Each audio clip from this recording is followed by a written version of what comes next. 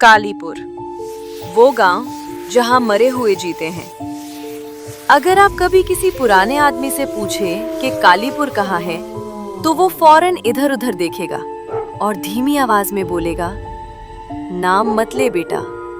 नाम लेने से वो सुन लेते हैं। कालीपुर कोई आम गांव नहीं था। ये वो जगह थी जिसे सरकार ने भी छोड़ दिया और भगवान ने भी। आज से करीब 30 साल पहले कालीपुर नक्शे पर था।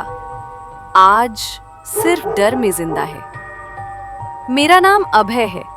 मैं एक डॉक्यूमेंट्री रिसर्चर हूँ।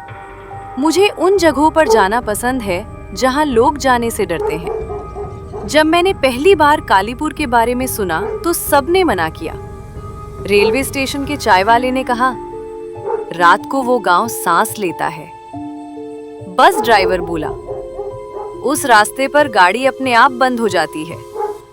लेकिन मुझे जाना ही था। कालीपुर तक जाने वाली सड़क गांव से 3 किलोमीटर पहले खत्म हो जाती है।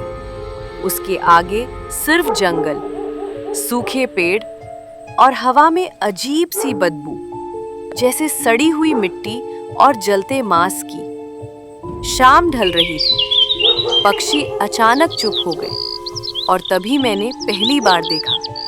वो सड़क के बीच खड़ी थी। सफेद साड़ी, लंबे खुले बाल, चेहरा झुका हुआ। मैंने राहत की सांस ली। कोई गांव की औरत होगी। फिर मेरी नजर नीचे गई। उसके पैर जमीन को छू ही नहीं रहे थे। वो हवा में तैर रही थी। मेरी सांस रुक गई। उसने सिर उठाया, आंखें पूरी काली, और बहुत धीमी आवाज में बोली। गांव में कदम रखते ही मेरे मोबाइल की स्क्रीन काली हो गई। घरों के दरवाजे खुले थे, लेकिन अंदर कोई नहीं। दीवारों पर अजीब निशान, जैसे किसी ने नाखूनों से नोचा हो। एक घर की दीवार पर लिखा था, गांव के बीचों बीच एक पुराना कुआं था। उसमें से हवा नहीं, फुसफुसाहट आ रही थी। मैंने रिकॉर्डर ऑन किया और जो आवाज आई वो आज भी मेरे कानों में है। अचानक मुझे किसी के चलने की आवाज आई। पीछे मुड़ा। एक बूढ़ा आदमी मिट्टी से सना हुआ खड़ा था। उसकी आंखें अंदर धसी हुई थी। उसने कहा, मैं आखिरी हूं, बाकी सब रात को निकलते हैं। मैंने पूछा, कहाँ? वो मुस्कुराया, खेतों में, हमारे साथ खड़े होने। रात ठीक 2:17 सुबह पर पूरा गांव उठ खड़ा हुआ। हर घर से लोग निकले, औरतें, बच्चे, बूढ़े, लेकिन उनकी आंखों में जान नहीं थी। वो सब चुपचाप खेतों की तरफ चलने लगे। और तभी कुएं से वो औरत निकली, बिना पैरों की। उसने मेरी तरफ देखा और बोली, 30 साल पहले गांव में अकाल पड़ा था। पानी नहीं, खाना नहीं। एक तांत्रिक आया। उसने कहा, कुएं में बलि दो, गांव बचेगा।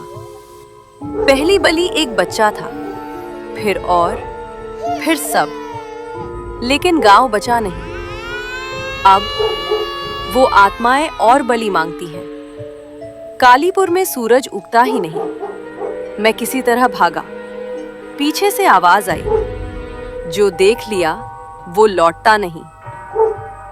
जिंदा हूं, लेकिन हर रात 2:17 पर मेरे कमरे में मिट्टी की खुशबू आती है और कोई फुसफुसाता है, कालीपुर अब तुम्हारे अंदर है। जब इंसान भूख में इंसानियत खो देता है, तो वो जगह नहीं, शाप बन जाती है।